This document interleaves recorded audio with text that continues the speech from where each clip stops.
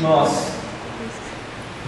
iniciamos hoje, meus irmãos, mais uma jornada nas Santas Escrituras. Nós, a partir de agora, faremos as nossas séries, pelo menos durante essa próxima etapa, nós estaremos falando exclusivamente no livro de Efésios.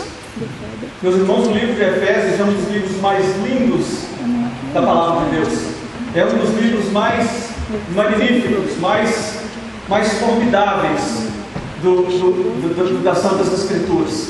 E à medida que nós formos nos aprofundando neste livro, os irmãos vão entender do que se trata a Palavra de Deus. Nós vamos poder olhar o Evangelho sagrado, o maravilhoso Evangelho que foi manifesto em Cristo Jesus, que foi programado por Deus desde antes da fundação do mundo. E nós vamos ver, meus irmãos, como que Deus então agora, Ele começa a movimentar todo um projeto, começa novamente, meus irmãos, a direcionar, a redirecionar todo o mundo de acordo com a sua vontade, aonde Ele governa soberano, eterno, desde antes que o mundo viesse a existir, num plano, meus irmãos, do qual Deus próprio, Ele escolheu realizar. Não, meus irmãos, um plano que muda de ideia, mas um plano eterno, um plano seguro, um plano garantido, que tem o seu início na mente de Deus, nos planos eternos, na sua eterna divindade. E este plano, meus irmãos, ele vai desde a eternidade até a outra extremidade da eternidade. Deus agora, no livro de Efésios, Ele vai nos manifestar, Ele nos vai revelar este plano em toda a sua soberania, em toda a sua excelência, em toda a sua divindade. E nós vamos poder agora, meus irmãos, compreender e contemplar Deus. E nós vamos poder agora, então, contemplar a nossa situação e o grande amor com que Deus nos amou verdadeiramente em Cristo Jesus. A promessa é grande que eu estou fazendo a vocês. Com a graça de Deus, vocês vão poder, acompanhando toda essa série, experimentar e ver estas coisas. O texto de hoje, meus irmãos, se encontra em Efésios, no primeiro capítulo, no versículo de 1 até o versículo 2.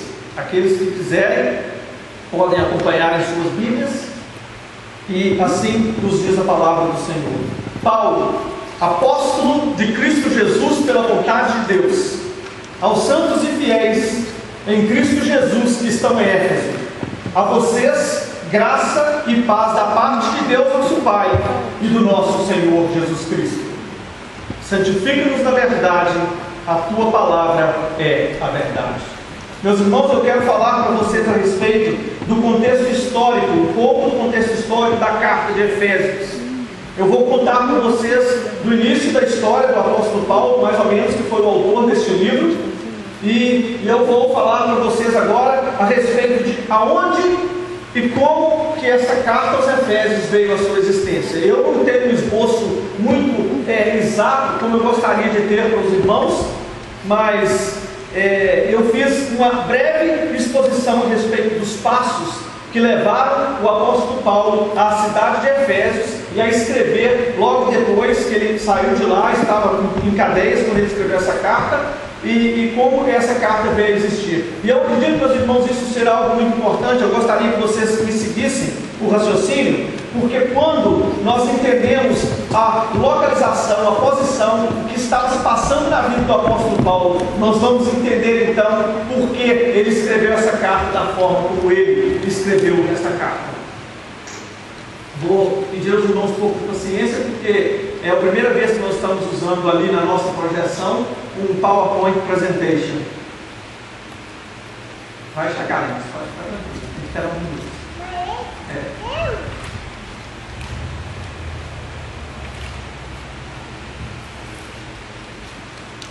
Colocou em cima aí? Isso é como antigamente, né? Meus irmãos, provavelmente em cerca do ano, depois do início dos anos 50, Paulo e Silas, e mais tarde, eles encontraram com Timóteo, eles saíram na sua segunda missão evangelística, na sua segunda viagem missionária. Eles saíram com a intenção de fortalecer as igrejas da Antioquia. O objetivo do apóstolo Paulo era que ele pudesse, da Antioquia, fortalecer as igrejas da região e partir para a Ásia. Mas o apóstolo Paulo, ele foi constrangido pelo Espírito de Deus a não pregar o Evangelho na Ásia. Ainda não havia chegado o momento do Evangelho ser levado até as pessoas da Ásia, aonde se encontravam, meus irmãos, a cidade de Éfeso. Na realidade, a cidade de Éfeso era a capital da Ásia, era uma das cidades mais importantes da Ásia Menor. Se você não tiver o PowerPoint lá, não tem como continuar falando. Ok. Então, depois dali, o apóstolo Paulo, depois dessa vez, ele sai, tá, de onde ele estava. Ele não pôde ir para a Ásia Menor, onde ele gostaria de ir, para a cidade de Éfeso e aquelas cidades da região em particular. Então, ele foi para Macedônia. E ele chegou até Filipos, que era a capital da Macedônia. Tá? E ele começou a pregar o Evangelho em Filipos. A Bíblia nos fala que quando ele estava em Filipos, ele começou a pregar o Evangelho, e ele pregou o Evangelho por 3 meses, e ele começou a ser perseguido. E quando ele começou a ser perseguido, ele saiu de onde ele estava, tá? Da capital de Filipos, e ele foi percorrendo pela cidade de Tessalônica. Ele foi para a cidade de Bereia. Nós ouvimos falar a respeito de Bereia, os bereanos.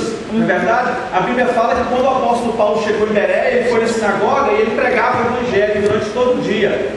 E durante todos os dias, quando ele pregava, as pessoas que ouviam, eles iam para casa e eles checavam nas Escrituras, para eles saberem se aquilo que o apóstolo Paulo estava falando era realmente de acordo com as Escrituras, né? Então, o próprio apóstolo Paulo chamava os irmãos de Bereia como os mais nobres, porque eles ouviam e verificavam se aquilo ali estava de acordo com as Escrituras, né? Saindo de Bereia, ele foi para a cidade de Atenas e ele chegou na cidade de Coríntios.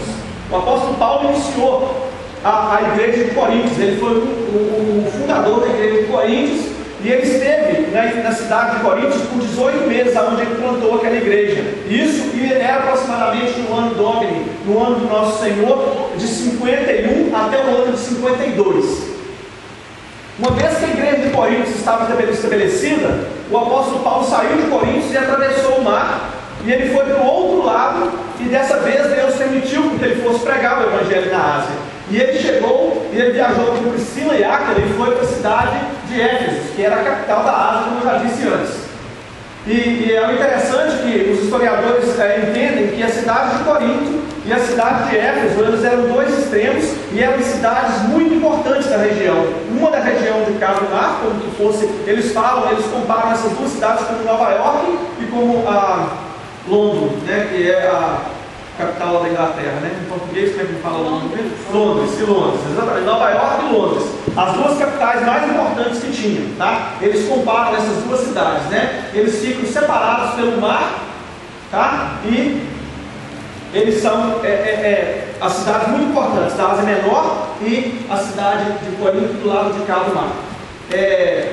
Ele ficou pouco tempo lá em Éfeso. Ele ficou pouco tempo em Éfeso e ele queria voltar para Jerusalém. O apóstolo Paulo tinha um grande desejo. Ele ficou aproximadamente 3 meses em Éfeso, fundou a igreja, fortificou a igreja, largou Aquila e Priscila lá, que estavam viajando com ele, e foi para Jerusalém. No ano de Cristo, no ano 53, ele partiu na sua terceira viagem missionária. E dessa vez, depois que ele saiu da Antioquia, ele foi para Éfeso. E ele ficou em Éfeso por 2 anos, onde ele ensinava. Na realidade, ele começou a ensinar na sinagoga de Éfeso e ele foi expulso da sinagoga. Mas ele saiu e ele entrou numa escola chamada a Escola de Tiranos, onde ele debateu durante 2 anos, expondo Cristo como sendo Messias. E dali, meus irmãos, ele espalhou o Evangelho por toda a Ásia. A Bíblia diz que em 2 anos o apóstolo Paulo havia espalhado o Evangelho e todas as pessoas da Ásia, gentios e judeus, haviam ouvido o Evangelho. Nós sabemos que nem todas essas pessoas se converteram, mas todos ouviram o Evangelho, desse trabalho, dessa magnífica oportunidade que o apóstolo Paulo teve. No mundo secular, nessa mesma época, Cláudio César, no ano 54, ele morreu, e vocês vão entender por que eu vou citar isso aqui daqui a pouco. O Cláudio César, que era imperador romano, ele morreu mais ou menos no ano 54. Nessa época, quando ele morreu, Nero assumiu o poder. Nero se tornou imperador romano com a idade de 17 anos. E durante os seus 5 primeiros anos, ele estava sendo, os tutores dele eram Boris e Seneca. E os 5 primeiros anos de Nero foram reinados muito bons, porque ele estava sendo orientado por esses 2 homens que eram políticos e eram do exército também, e esses 5 primeiros anos foram bons. Mas depois de 5 anos, Nero, ele começou a se tornar uma pessoa muito má. Tanto que alguns teólogos acreditam que a besta do Apocalipse foi uma referência que João fez exatamente a Nero. Alguns teólogos acreditam que João, no livro do Apocalipse, chamava Nero de a besta, porque ele se tornou alguém muito terrível, embora nessa época, ele ainda não era tido como essa pessoa ruim que ele estava se tornando. Ele estava se tornando uma pessoa ruim, mas ele ainda não havia se tornado. Enquanto isso, o apóstolo Paulo estava trabalhando em Éfeso e em Roma, Nero havia assumido já a sua autoridade. O apóstolo Paulo, então, enquanto ele estava em Éfeso, ele escreveu a primeira carta de Coríntios, para a igreja de Coríntios, porque começaram a surgir grandes problemas na igreja de Coríntios. E o apóstolo Paulo, então, escreveu essa primeira carta para a igreja de Coríntios, para poder consertar alguns problemas que estava havendo naquela igreja. As pessoas da igreja de Coríntios haviam se afastado completamente do evangelho, e agora o apóstolo Paulo, ele escreve para eles uma carta. Na realidade, essa não é a primeira, é a segunda, porque a primeira ele rasgou de tão terrível que era, de tão terrível que estava a situação na igreja de Coríntios. Quando os irmãos ouvem alguém falar assim, a nossa igreja é igual à igreja de Coríntios, achando que eles estão falando algo bom, eles estão completamente enganados, porque a igreja de Coríntios, quando o apóstolo Paulo escreveu a ela, era uma igreja terrível, terrível. Mais tarde, no futuro, nós vamos aprender sobre isso. Então, depois que ele escreveu essa carta, ele consertou o seu relacionamento com a igreja de Corinto. E ele foi, então, ele largou a cidade de Éfeso e ele foi embora para Coríntios novamente, aonde ele teve uma reunião com os irmãos. Ele ficou durante 3 meses em Coríntios, aonde ele estava arrecadando dinheiro. O apóstolo Paulo estava arrecadando dinheiro para as igrejas de Jerusalém, porque os irmãos de Jerusalém estavam sofrendo muito, e o apóstolo Paulo estava juntando dinheiro. Ele pessoalmente não estava, mas ele estava pedindo às igrejas que elas ajuntassem, para que ele pudesse depois levar essas dádivas para Jerusalém. Quando ele passou o período, esses 3 meses em Coríntios, ele foi novamente para Jerusalém com algumas pessoas da igreja de Coríntios, carregando essas dádivas. E quando chegou em Coríntios, ele começou novamente a pregar, e ele foi preso, porque os judeus levaram ele e pediram que ele fosse preso. Ele foi preso e durante 2 anos ele ficou numa cidade próxima de Jerusalém, chamada Cesareia, que recebeu esse nome por causa de César. Ele ficou preso na cidade de Cesareia. Quando ele estava na cidade de Cesareia, ele foi convidado, ele foi intimado. Os judeus pediram que os romanos trouxessem Paulo para Jerusalém, para que Paulo pudesse ser julgado também pelos judeus. Mas o que eles estavam planejando era que no caminho eles iriam matar o apóstolo Paulo. A ideia era o seguinte: nós vamos pedir com que eles venham, nós vamos fazer um cerco, e quando o apóstolo Paulo estiver vindo, nós vamos matar todos eles, inclusive o apóstolo Paulo. O apóstolo Paulo tomou conhecimento desse acontecimento e ele pediu que ele fosse julgado por César. Ele era um cidadão romano, e um cidadão romano ele não podia ficar preso sem que houvesse um julgamento, sem que alguém ouvisse a sua causa.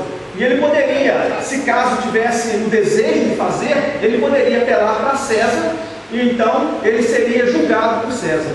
Após isso, ele foi então preso, e enquanto ele estava preso em cadeias, ele escreveu 4 cartas, que são chamadas as cartas do presídio, que são as cartas de Filipenses, Efésios, Colossenses e a carta de Filemão. Meus irmãos, enquanto o apóstolo Paulo estava no presídio, ele escreveu essa carta que nós estamos iniciando hoje a estudar. E essa carta, o livro de Efésios, ela se divide em 2 partes. Os 3 primeiros capítulos nos falam a respeito da ortodoxia. Os 3 primeiros capítulos da carta de Efésios nos falam a respeito das doutrinas corretas. E os 3 primeiros últimos capítulos nos falam a respeito da prática dessas doutrinas. Meus irmãos, para que você possa viver a sua vida de uma maneira correta, é perigoso que você tenha um entendimento correto. Entendimento correto, doutrina correta, conduz a uma vida correta. O pensamento certo conduz a uma vida certa, o pensamento errado conduz a uma vida errada. Nós chamamos de ortodoxia, nos leva à ortopraxia. Ortodoxia leva à ortoprática, um entendimento correto das Escrituras nos leva a uma vida correta diante de Deus. E meus irmãos, e ele inicia essa carta. Renato, por favor, pode voltar para os slides lá. E ele inicia agora essa carta dizendo: Paulo, apóstolo de Cristo. Paulo, apóstolo de Cristo Jesus, pela vontade de Deus. Meus irmãos, o apóstolo Paulo, ele pertencia ao Senhor Jesus Cristo. O apóstolo Paulo, ele não pertencia a ele mesmo, ele era um servo, ele era um apóstolo do Senhor Jesus Cristo. Hoje em dia, esta palavra apóstolo, ela tem tomado uma conotação muito vaga, ela tem tomado uma conotação muito sem sentido. Mas eu quero dizer para os irmãos que a palavra apóstolo, ela é uma palavra de muito de importância. O cargo, esse chamado eficaz na vida do apóstolo Paulo, era um chamado de grande valor, era algo muito importante o indivíduo ser apóstolo, porque ele era aquele que falava em lugar daquela pessoa. É por isso, meus irmãos, que a Bíblia nos diz que somos 12 apóstolos somente, porque somente essas 12 pessoas, elas falavam em favor da pessoa de Cristo. O apóstolo Paulo, ele era alguém que ele era ordenado por Deus. O apóstolo, ele não era alguém que era, meus irmãos, feito apóstolo porque outros homens colocaram nele o cargo de apóstolo. Apóstolo não era alguém que outras pessoas colocavam sobre eles o título de apóstolo. Eles não eram alguém que se nomeavam apóstolo por vontade própria. O apóstolo era alguém que era ordenado por Deus, ele era chamado por Deus para aquele ministério e ele era ordenado por Deus.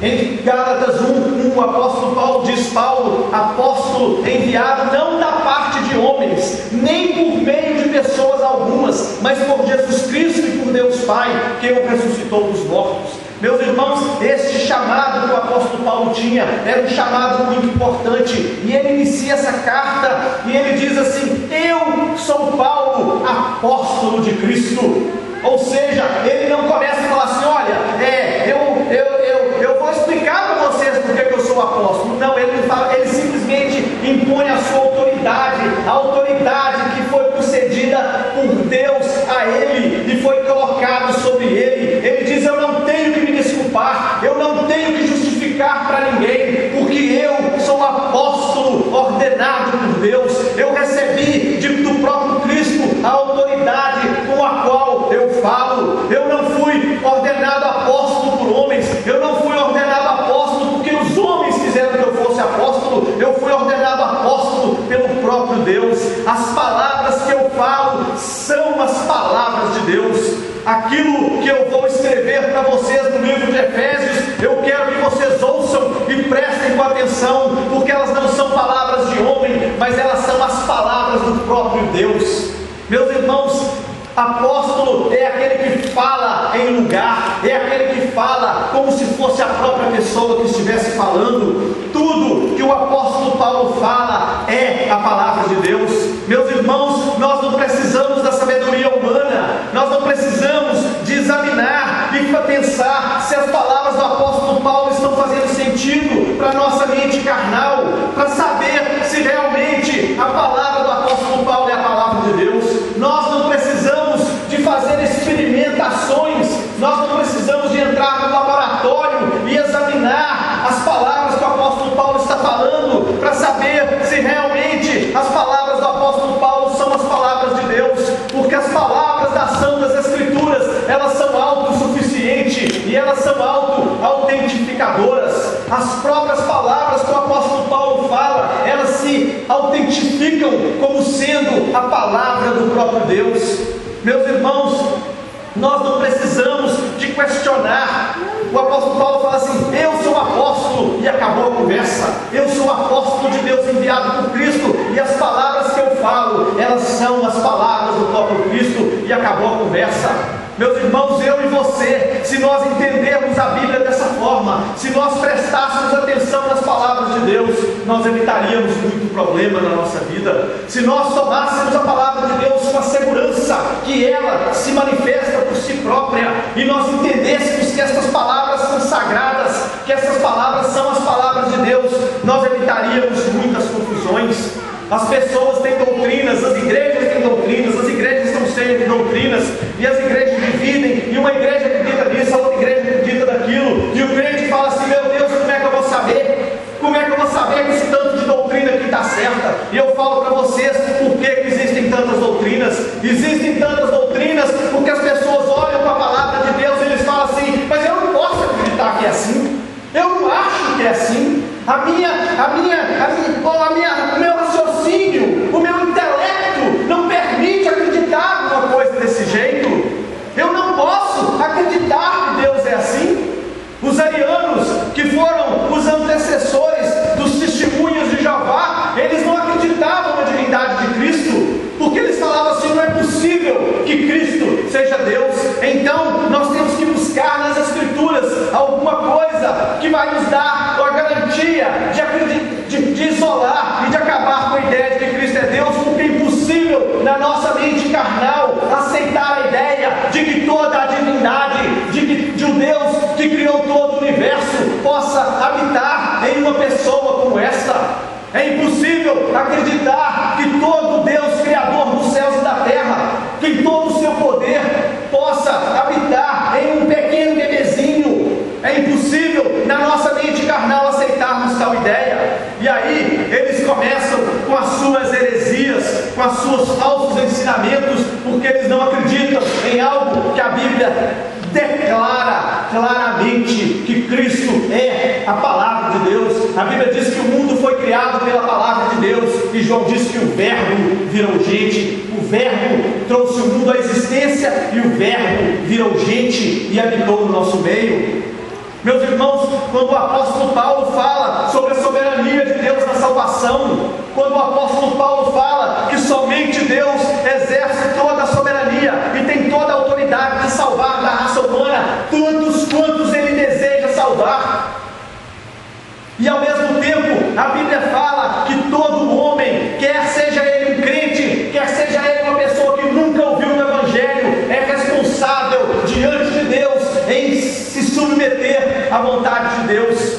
Independente se esse ser humano tem ouvido ou não o Evangelho, ele tem a responsabilidade de ouvir e cumprir toda a palavra de Deus. Quando nós falamos isso, as igrejas falam assim: mas eu não posso acreditar nisso, porque senão não é justo. Não é justo Deus fazer isso. E eles trocam o não é justo, e eles firmam todas as suas doutrinas nessa afirmação: não é justo, como se nós tivéssemos algum entendimento na nossa mente carnal, como se nós pudéssemos ser juízes do próprio Deus, como se nós pudéssemos chegar para Deus, nós que somos criaturas, e falar: Deus, eu não entendo, e porque eu não entendo, eu não acredito, e eu vou riscar da palavra de Deus, porque eu não acredito, porque eu não entendo, não pode ser verdade. E nós nos colocamos como sendo aqueles que determinam o que é a palavra de Deus, ao invés de nós aceitarmos aquilo que a Bíblia declara como sendo a palavra de Deus e calarmos da nossa ignorância. Deus, muitas vezes, por amor, Ele nos explica as coisas. Deus, muitas vezes, por seu amor, Ele nos dá um texto e Ele nos esclarece, e nós falamos assim: ah, ok, eu entendo. Mas muitas vezes Ele faz uma declaração e nós não entendemos, e nós não sabemos por que é daquele jeito, mas porque as Santas Escrituras falam, nós aceitamos, e nós nos abaixamos, e nós colocamos a nossa vontade debaixo da vontade de Deus, e falamos: Senhor, o Senhor é soberano, eu não entendo, mas eu acredito, porque o Senhor falou, porque as Santas Escrituras nos falam, e assim eu acredito. Meus irmãos, nós temos a mania de separar as coisas que não nos agradam. Aí você fala assim: isso é algo da agora? E eu falo assim: não é não. O próprio Cristo encontrou com tais pessoas. Quando Cristo veio, Cristo foi rejeitado, Cristo foi humilhado, Ele foi abandonado. O seu próprio povo, que sabia que Ele era o Cristo, sabia que Ele era o Messias,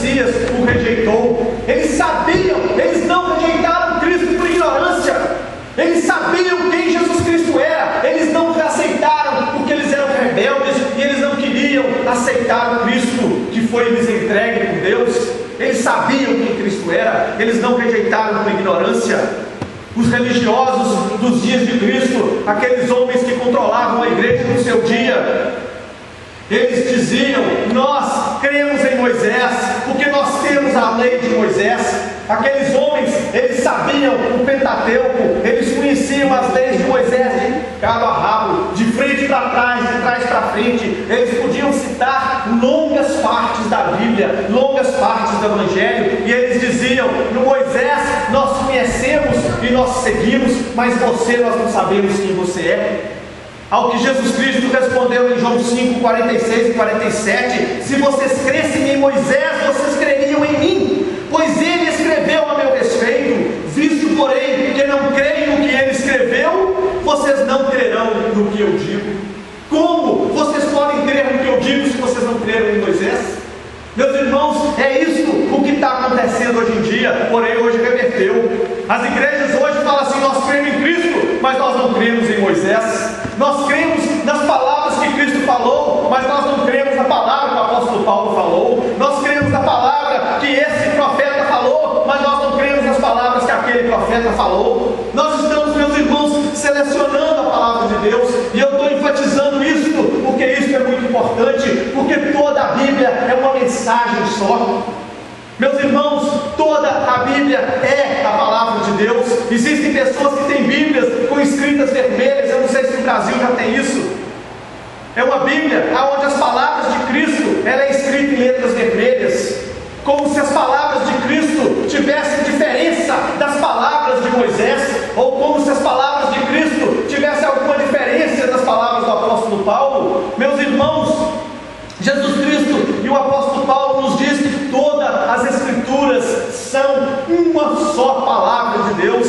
Aquilo que o apóstolo Paulo falou não é algo novo, mas é algo que está completamente em harmonia com todo o resto das escrituras. Nós não podemos dizer: eu não acredito nessa parte que o apóstolo Paulo fala, porque se você fizer isso, você está rejeitando Cristo, você está rejeitando Deus, e você está rejeitando a palavra de Deus. Toda a palavra, todas as escrituras são a palavra de Deus, meus irmãos, e esta palavra é uma palavra só.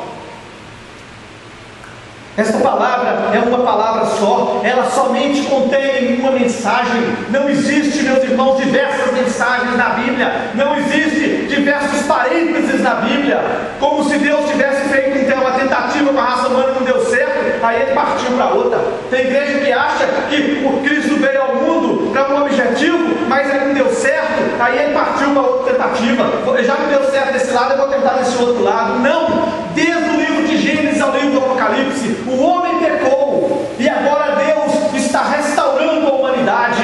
O homem pecou e agora Deus entra em cena. O homem foi criado para louvar e glorificar a Deus eternamente, para se submeter a Deus como Senhor das suas vidas, e o homem agora abandonou a Deus e seguiu o diabo. E Deus, meus irmãos, na sua graça infinita, ele entra agora no mundo e ele começa o seu plano de salvação. Meus irmãos, existe só um plano de salvação em toda a Escritura. Não existe dois planos, não existe um judeu é salvo de um jeito e o gentio é salvo de outro jeito. No passado nós tínhamos a lei e hoje nós temos a graça. Não, é uma só a mensagem, é uma só o plano de salvação. Existe somente uma forma eficaz de se alcançar a vida eterna, e é pelo sangue do Cordeiro, o sangue do sacrifício eficaz. Meus irmãos, quando alguém no Antigo Testamento imolava e matava um cordeiro e derramava sangue, ele sabia que aquele sangue não tinha poder eficaz de justificação,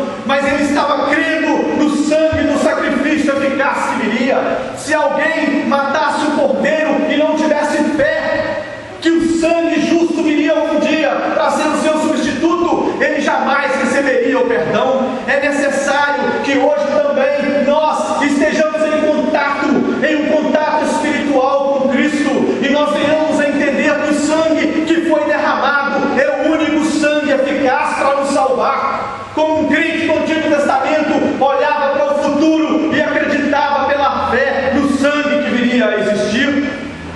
É somente uma ética, é uma ética para o Antigo Testamento e uma ética de vida para o Novo Testamento. Quando quando o povo de Israel foi salvo, quando o povo de Israel saiu do Egito, Deus falou assim: agora eu faço de vocês uma nação santa. E eles disseram: mas como nós vamos saber quando nós somos santos? E ele disse: estes são as características dos santos, é assim que você vive. Meus irmãos, no Novo Testamento, Deus não nos dá uma nova ética. No Novo Testamento, Cristo não veio para tirar os antigos mandamentos, os 10 mandamentos, e nos dar novos mandamentos. Não, são os mesmos, e ele disse: e todos esses mandamentos se resumem em amar a Deus sobre todas as coisas e ao próximo como a você mesmo. E o apóstolo Paulo foi mais corajoso quando ele, através do Espírito Santo, nos diz: a lei se resume em amar o seu próximo. A lei se resume quando nós, como igreja de Cristo,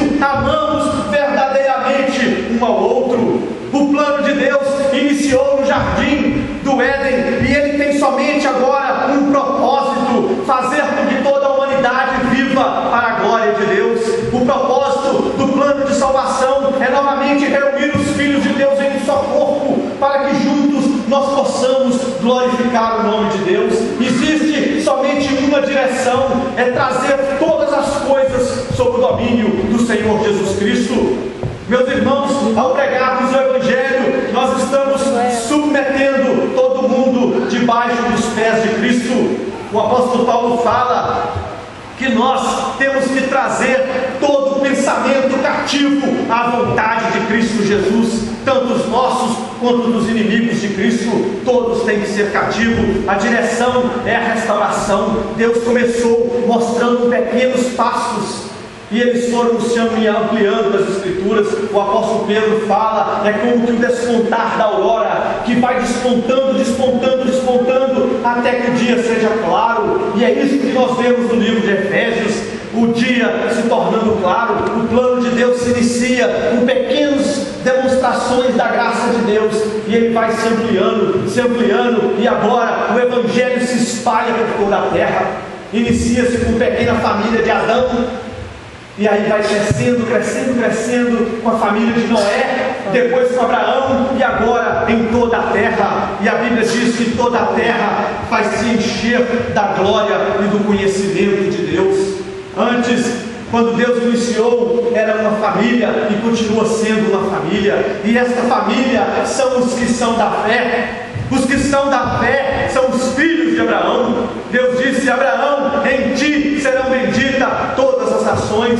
E Jesus Cristo disse: estes, e o apóstolo Paulo disse: estes que são da fé são filhos de Abraão. Meus irmãos, não existe judeu hoje em dia. Judeu, filho de Abraão, são aqueles que creem em Cristo. Quando alguém fala para você: eu sou crente judeu, ele pode até ser crente lá de Israel, mas ele não existe crente judeu. Existe crente é crente, existe somente uma família. A Bíblia diz que Cristo quebrou a parede, quebrou os muros que separavam. Quando existia um judeu e um gentio, Cristo veio e rompeu aquela barreira, e deles ele fez uma só família.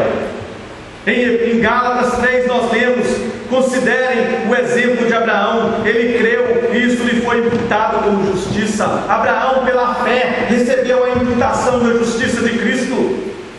E o apóstolo Paulo continua no versículo 7: estejam certos, portanto, de os que são da fé, estes são filhos de Abraão. Os que são da fé são verdadeiramente os filhos de Abraão.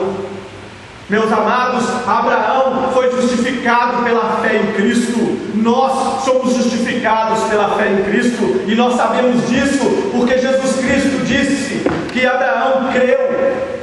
Abraão viu o seu dia. Os judeus ficaram rindo quando Jesus Cristo disse isso. Jesus Cristo, debatendo com os judeus, ele disse: Abraão viu o meu dia e muito se alegrou. Eles falaram assim: esse moço está ficando doido, o senhor não tem nem 50 anos, como é que Abraão viu o seu dia? Jesus Cristo estava referindo ao acontecimento de Gênesis 22, versículo 8, quando ele levava o seu filho Isaque para oferecê-lo como sacrifício no altar. Isaque olha para Abraão, seu velho pai, e fala: pai, eu estou vendo aqui o fogo, eu estou vendo a lenha, eu estou vendo um cutelo para poder oferecer o sacrifício, mas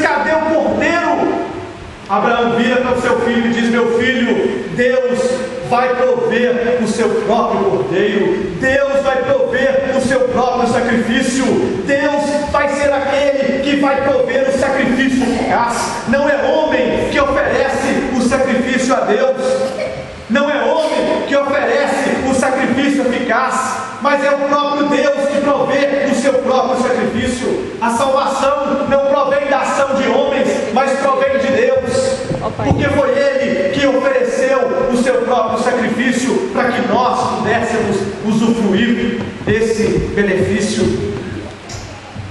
Um propósito, uma direção, uma só família em todas as Escrituras. Em Lucas 24, versículo 27, após a ressurreição de Cristo, ele estava caminhando para Emaús, e quando ele começou a falar com seus discípulos a respeito das coisas que haviam se passado, os discípulos não estavam entendendo, e Cristo lhes abriu a Escritura, e a Bíblia nos diz que ele, começando por Moisés e passando por todos os profetas, ele lhes expôs aquilo que dele falava nas Escrituras. Meus irmãos, o Antigo Testamento fala a respeito de Cristo e do plano de salvação de Deus. Ninguém no Antigo Testamento foi salvo, exceto pela fé em Cristo Jesus. Da mesma forma que ninguém no Novo Testamento é salvo, exceto pela fé em Cristo Jesus.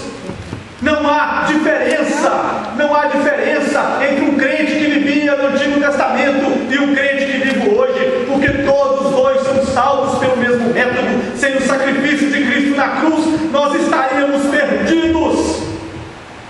Sem o sacrifício de Cristo, sem o sangue de Cristo, todos os crentes do Antigo Testamento e do Novo Testamento estariam perdidos.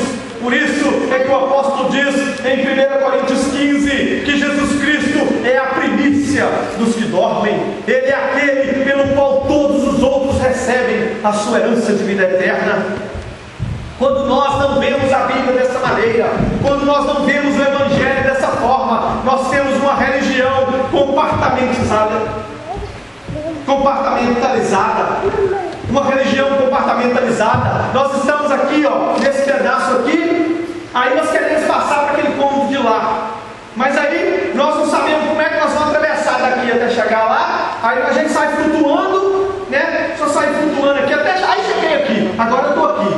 Aí sai daquele outro cômodo ali e fala: como é que eu vou chegar aqui? Aí ele imagina que ele está flutuando de novo e aparece lá. Aí a religião fica uma religião assim: eu estou aqui, aí eu apareci aqui, daqui a pouco eu estou aparecendo lá. Aí você não existe uma harmonia. Quando nós começamos a separar da Bíblia aquilo que nós gostamos, daquilo que nós não gostamos, nós começamos a falar assim: isso aqui serve, isso aqui não serve.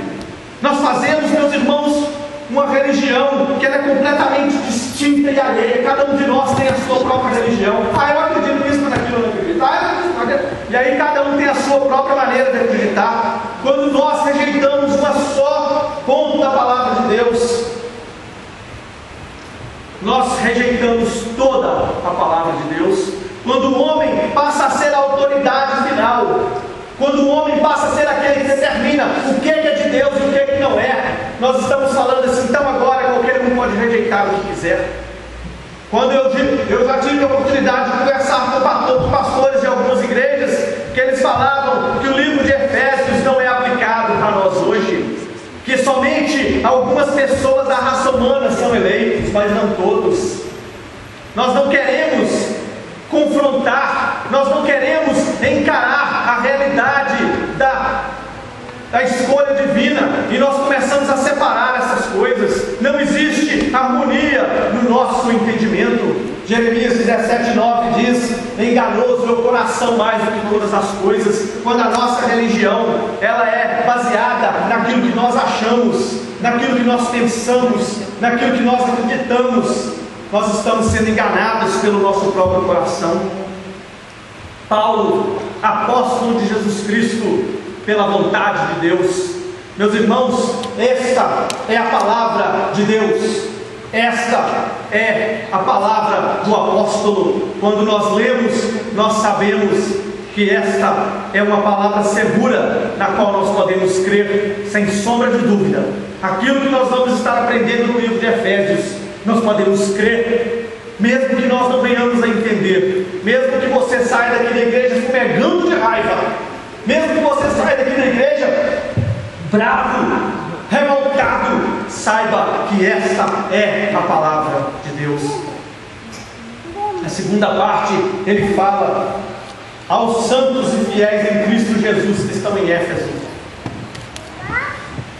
Existe alguns dos manuscritos, não existe a palavra Éfeso, mas eu não vou falar para vocês a respeito disso, não, porque não faz diferença.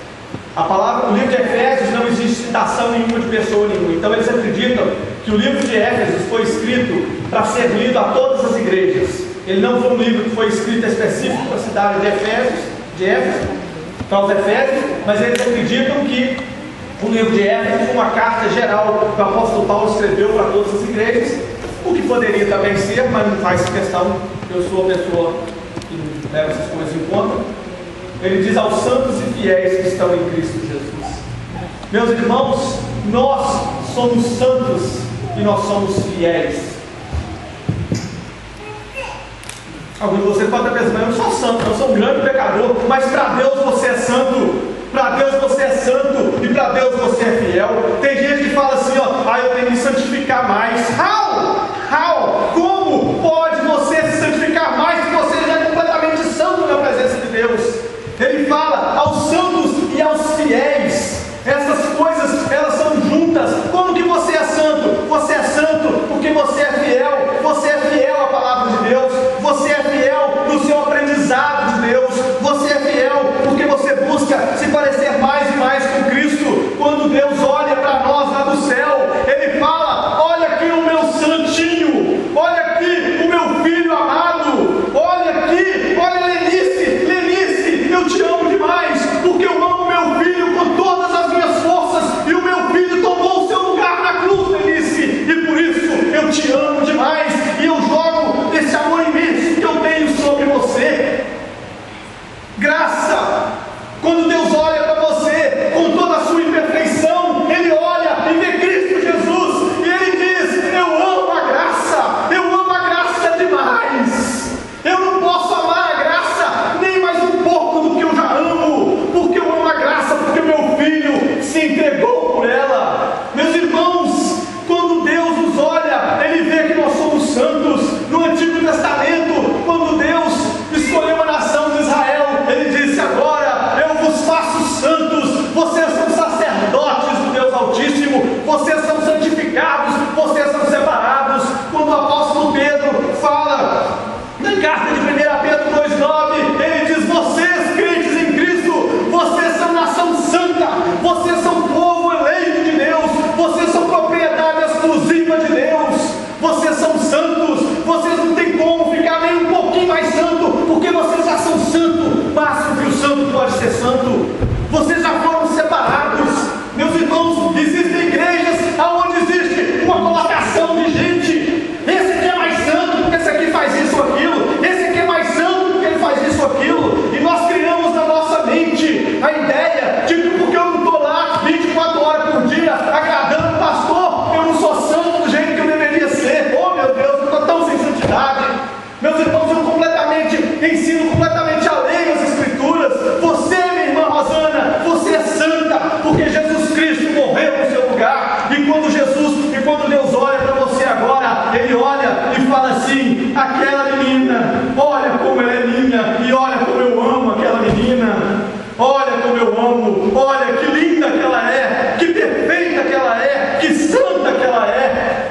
Aos santos e fiéis, meus irmãos, a fidelidade de Cristo que é imposta sobre nós, santos e fiéis, e Ele diz, graça e paz a vós outros. Graça, eu quero falar somente sobre essas duas palavras para terminar. Meus irmãos, essas duas coisas são partes da mesma moeda. Graça e paz, elas não são separáveis. Você não pode separar graça e paz, não existe como. Elas são duas coisas que compassam o mesmo lado da mesma moeda. Graça e paz a vós outros. Meus irmãos, que graça que existe, que graça, novamente eu falei, ela não é algo abstrato. Graça e paz, meus irmãos, nas Sagradas Escrituras, não é um sentimento que as pessoas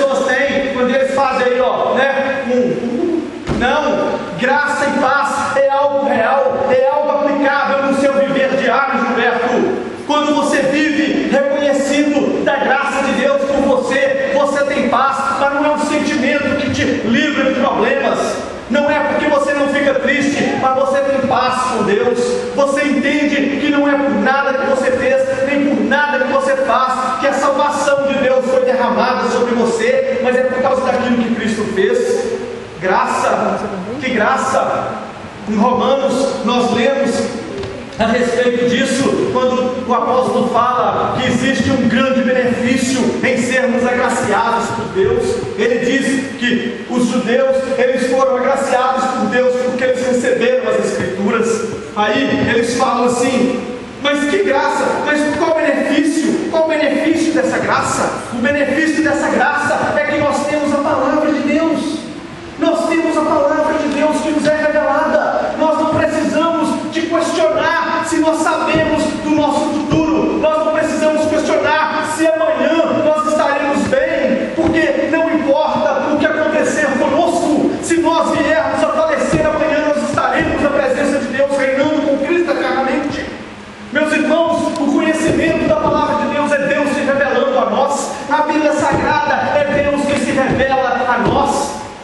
Meus irmãos, que graça maior pode existir na vida de um ser humano do que o seu Deus se revelar a ele?